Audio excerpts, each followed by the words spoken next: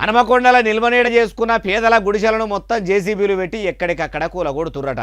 హైదరాబాదులున్న హైడ్రాను ఆడికి కూడా పట్టుకపోయిర్రా. పేదలు నిల్వనీడ చేసుకున్న గుడిసెలనే టార్గెట్ చేసి ఎందుకు కూలగొడుతురే బాలన్న అంటే ముచ్చట మొత్తము మనము పురా గరుచుకుందాం పాని. హనుమకొండలున్న గుండ్ల సింగారంలో 174 సర్వే నంబర్ల 600 మంది పేదలకు నిల్వనీడ కోసం గుడిసెలు చేసుకొని ఉంటుర్రట. అందుకే రెవెన్యూ ఆఫీసర్లు జేసీబీలు పెట్టి కప్పిన కప్పుకాన్ నుంచి మొత్తం ఏం లేకుండా గుడిసెలను తీసేసిర్రట.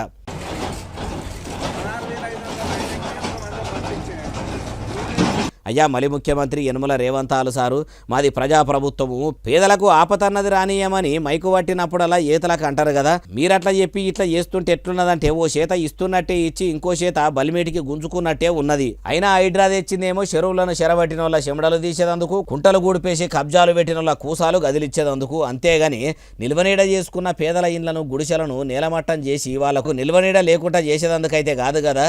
మరి దీన్నేమంటారు సార్ అంటుర్రు ఈ ముచ్చటిన్నోళ్ళు.